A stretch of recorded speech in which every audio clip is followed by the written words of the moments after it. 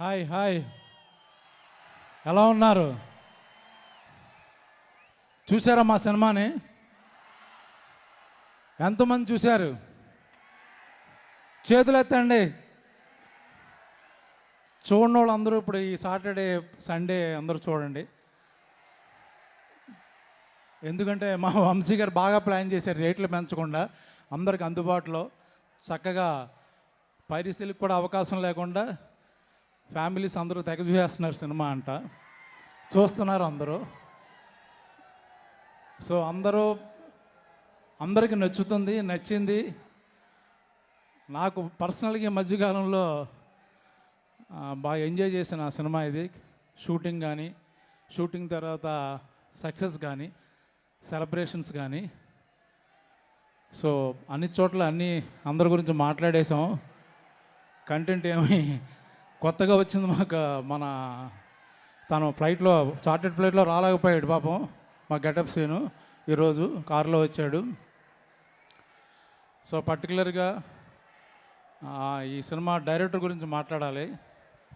ఇప్పుడే నేను శివాజీ కారులో వస్తుంటే అన్నాడు, లాస్ట్ అందరూ యాక్టర్స్ వాళ్ళ ప్రజెన్స్, వాళ్ళ పెర్ఫార్మెన్స్ కనబడుతుంది, బట్ లాస్ట్ 10 minutes మొత్తం డైరెక్టర్ సినిమా అండ్ మా హీరో అఖిల్ సినిమా అయిపోయింది. అది ఫైనల్గా చాలామంది అఖిల్కి పాపం హిట్ రావాలి, పాపం అన్నారు. పాపం కాదు, ఎరగతీసాడు పట్టుకొని.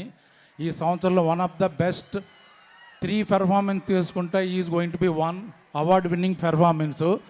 ఎవరు జాలి పడక్కర్లేదు, అద్భుతంగా చేశాడు కాబట్టి, ప్రాణం పెట్టాడు కాబట్టి, బ్లడ్ పెట్టాడు కాబట్టి, మంచి సినిమా కాబట్టి డెఫినెట్గా ఆ సినిమా ఆడే సినిమా, బాగా చేశాడు.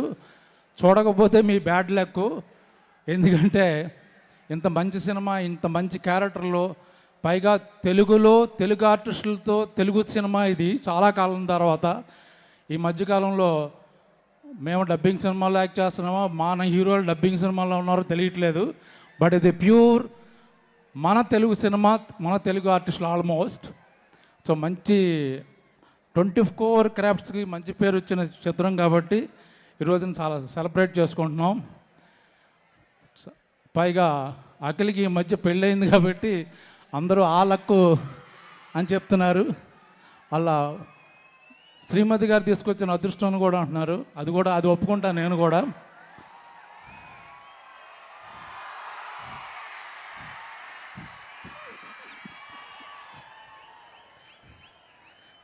ఇంకేమైనా మాట్లాడాలా? సో ఎస్, మీ ఆవిడ్ని కాకుండా మీరు బంగారం అని ఇండస్ట్రీలో మామూలుగా అబ్బాయిలు కూడా బంగారం ఏంటి బంగారం? ఏంటిది? ఓకే, నన్ను కాకుండా బంగారం అని ఎవరిని పిలుస్తారు మీరు? బంగారం అక్కడ కూర్చుంది, మెరిసిపోతుంది కదా. నిజంగానే నాకు ఈ సినిమాలో లైట్లు వేయలేదు. ఆవిడ పక్కన నుంచున్నంతసేపు నాకు ఇట్లా లైట్ లేదు, ఎందుకంటే బౌన్సింగ్ అన్నీ ఆవిడే నా ఎదురుగా. కాదు, మీరు వస్తుంటే కూడా మేము ఒక 2 లైట్లు తగ్గించాము. మీ గ్లో కూడా మామూలు గ్లో కాదు అసలు.